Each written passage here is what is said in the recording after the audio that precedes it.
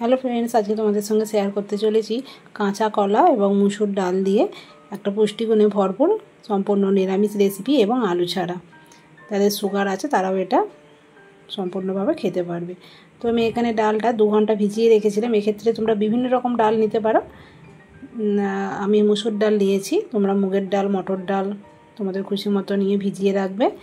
কলাটা এভাবে কেটে নুন দিয়ে ভিজিয়ে রেখেছিলাম। আর এখানে ডালটাকে দেখো জল ছাড়া কিন্তু আমি পেস্ট করে নিয়েছি, জল দিয়ে পেস্ট করা যাবে না। টমেটোটা গ্রেট করে নিয়েছি, আর ঝাল হিসেবে 2টো কাঁচা লঙ্কা আমি কেটে নিয়েছি। আর এখানে মশলাটা আমি এই জলের মধ্যে মিশিয়ে রাখবো, এটা পরে ইউজ করব। একটু জল নিয়ে তাতে দিলাম 1/2 চামচ ধনের গুঁড়ো, 1/2 চামচ জিরের গুঁড়ো, দিচ্ছি পরিমাণ মতো হলুদ, আর দেবো এখানে কাশ্মীরি রেড চিলি, এটা কালারের জন্য, তোমরা এটা না চাইলে স্কিপ করে দেবে। সমস্ত কিছু জলের সঙ্গে আমি এইভাবে মিক্সড করে রেখে দেব, যাতে করে বাটা মশলার স্বাদটা আসে। আর এটা আমি আদা দিয়ে রান্নাটা করব, কোনো রকম রসুন পেঁয়াজ ইউজ করব না। ডালটা বাটা হয়ে গেছে, এখানে পরিমাণ মতো নুন দিয়ে দিলাম হলুদ, আর দিচ্ছি একটু আদার পেস্ট দিয়ে এটাকে চামচের সাহায্যে ভালোভাবে একটু এইভাবে মিক্সড করে নেব। এইভাবে একটু ভালো করে ফেটিয়ে নিতে হবে। আমার ফেটানো হয়ে গেল, এখানে আমি বড়াগুলো ভেজে নেব। তবে বন্ধুরা, তোমরা একদম অল্প তেলেতে ভাজবে, অতিরিক্ত তেল ব্যবহার করবে না। আমি এখানে অল্প তেল নিয়েছি। এইভাবে ছোট ছোট করে ডালের বড়াগুলো আমরা ভেজে নেব। এক্ষেত্রে কোনো শেপ দেওয়ার প্রয়োজন নেই, যে যেমন পারবে ছোট বড় করে একটু বড়াগুলো আমরা ভেজে নেব। এই পুষ্টিগুণে ভরপুর এই রেসিপি তোমাদের কেমন লাগলো বন্ধুরা কমেন্টে জানিও। কিন্তু বড়াগুলো মিডিয়াম আঁচে আমি ভেজে নিলাম, অল্প তেলেতেও বন্ধুরা সুন্দরভাবে বড়াগুলো ভাজা হয়ে যায়, অতিরিক্ত তেলের প্রয়োজন নেই এখানে।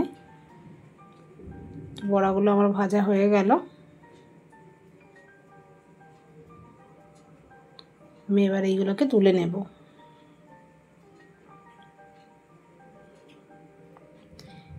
এই কড়াইতে আমি দিয়ে নিলাম কলাটা নুন দিয়ে জলে ভেজানো ছিল বলে কোনো কালো ভাব লাগছে না, পরিষ্কার আছে। তো কলাটাকে এরকম নুন জল দিয়ে তোমরা ভিজিয়ে রাখবে, যারা জানো না তাদের ক্ষেত্রে বললাম। তো এখানে নুন হলুদ দিয়ে কলাটাকে আমি অল্প ভাজা ভাজা মতো করে নেব, নেড়ে চেড়ে একটু ভাজা ভাজা করে নিলাম। এবার কলাটা আমি নামিয়ে রেখে দিচ্ছি, দিয়ে প্যানটার মধ্যে আমি মশলাটা বানিয়ে নেব। রান্নাটা করব তো এখানে সরষের তেল দিয়ে নিলাম, দিচ্ছি তেজপাতা ফোড়নে, আর দেবো শুকনো লঙ্কা 2টো।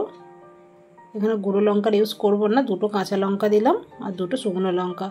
আদার পেস্ট দিলাম 1/2 চামচ, চা চামচে 1/2 চামচ দিলাম আদার পেস্ট। আর গ্রেট করে রেখেছিলাম একটা টমেটো আর একটা কাঁচা লঙ্কা কেটে রেখেছিলাম, সেটাও আমি দিয়ে নিলাম। দিয়ে সমস্ত কিছু একটু নাড়িয়ে চাড়িয়ে একটু ঢেকে দেব। দেখতেই পাচ্ছ। এরপর আমি যে মশলাটাকে মিশিয়ে রেখেছিলাম জলের সঙ্গে, সেটাকে আমি দিয়ে নিলাম। এতে করে বাটা মশলার মতো এতে টেস্ট আসে। এখানে জিরে, ধনে, কাশ্মীরি রেড চিলি, হলুদ দিয়ে আমি এটাকে জল দিয়ে ভিজিয়ে রেখেছিলাম, এটাও দিয়ে নিলাম। দিয়ে সুন্দরভাবে এখানে একটু কষিয়ে নিতে হবে।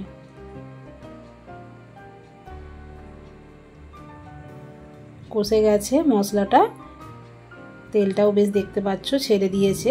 এখানে তোমরা একটু নুন দিয়ে নেবে, আমি দিলাম অল্প পরিমাণ চিনিটা তোমরা চাইলে আর একটু বেশিও দিতে পারো, আমি একদম অল্প দিয়েছি।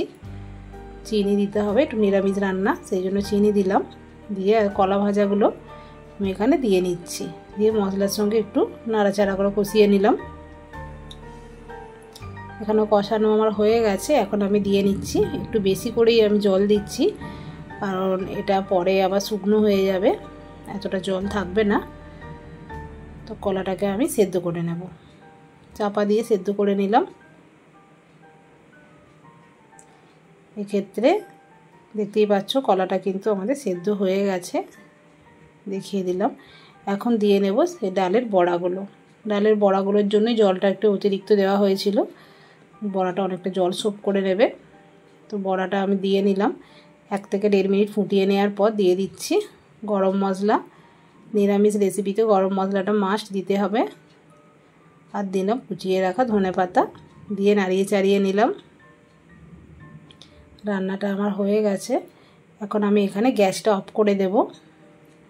গ্যাসটা অফ করে দিয়ে ঘিটা দেব, কারণ গরম অবস্থায় ফুটতে থাকলে ঘি দেওয়াটা ঠিক না, তাতে করে টেস্টটা অনেক কমে যায়। গ্যাসটা একদম অফ করে দিয়ে গরম অবস্থায় ঘিটা দিয়ে একটু চাপা দিয়ে রেখে দিতে হবে। আর ওপর থেকে দিয়ে নিলাম আমি কেটে রাখা কাঁচা লঙ্কা। তাহলে বন্ধুরা দেখতেই পাচ্ছ কত সুন্দরভাবে একটা নিরামিষ রেসিপি আমরা তৈরি করে নিতে পারি এবং পুষ্টিগুণ ভরপুর আছে এতে। তোমরা কমেন্টে জানিও এই রেসিপি কেমন লাগলো তোমাদের। বন্ধুরা আজকের মতো টাটা।